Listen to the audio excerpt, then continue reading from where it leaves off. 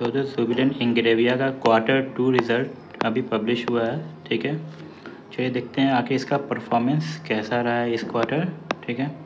Data lakh में दिया हुआ है, हम लोग उसे करोड़ में एनालाइज करेंगे ताकि समझना आसानी हो। तो सबसे पहले अगर हम लोग रेवेन्यू की बात करें तो पिछले क्वार्टर रेवेन्यू 1037 मतलब 1037 करोड़ का रेवेन्यू निकल के आया था। अगर पिछले साल देखें तो 1045 करोड़ रेवेन्यू निकल के आया। अगर इस बार देखेंगे तो 1120 करोड़ का रेवेन्यू जनरेट हुआ है, ठीक है। तो अगर हम लोग क्वार्टर ऑन क्वार्टर बेसिस पे देखेंगे तो 8% का ग्रोथ देखने को मिल रहा है, ठीक है। अगर हम ईयरली बेसिस पे देखेंगे तो ये रेवेन्यू 7% का ग्रोथ हम लोगों को दिख रहा है। चलिए अब हम लोग देखते हैं कि खर्चे क्या निकल के आए हैं, आखिर कंपनी को खर्चा कितना हुआ है। तो अगर हम पिछले क्वार्टर देखेंगे खर्च को तो पिछले क्वार्टर खर्चा हम लोगों को 949 करोड़ निकल के आया है। अगर हम लोग पिछले साल देखेंगे तो 975 करोड़, और अगर इस बार देखेंगे तो ये खर्चा 1038 करोड़ निकल के आया है। तो खर्चे की बात करेंगे तो खर्चा देखेंगे तो खर्चा बढ़ गया है। खर्चा अगर क्वार्टरली देखेंगे तो क्वार्टरली खर्चा 9% बढ़ता हुआ दिखाई पड़ रहा है।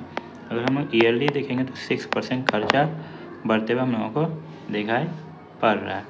तो चलिए इसी के साथ अब मेन फैक्टर जो हमारा है वो है प्रॉफिट।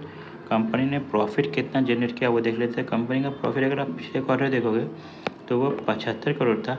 अगर आप लोग पिछले साल देखोगे तो वो 59 करोड़ था, और इस बार अगर आप देखोगे तो 69 करोड़ है। तो क्वार्टर ऑन क्वार्टर देखोगे तो प्रॉफिट आपको घटता हुआ दिखाई पड़ रहा है, -8% का प्रॉफिट में गिरावट दिखाई पड़ रहा है। लेकिन आप अगर ईयर वाइज देखोगे तो प्रॉफिट में 17% के आसपास आपको प्रॉफिट बढ़ता हुआ दिखाई दे रहा है, ठीक है गाइस। चलिए अब हम लोग अर्निंग पर शेयर EPS देख लेते हैं, EPS में क्या बदलाव आया है। तो पिछले क्वार्टर 4.75 रुपये और पिछले साल 3.73 रुपये देखने को मिला था। इस बार 4.40 रुपये, मतलब वही चीज़ है कि क्वार्टर ऑन क्वार्टर EPS में गिरावट देखने को मिली है।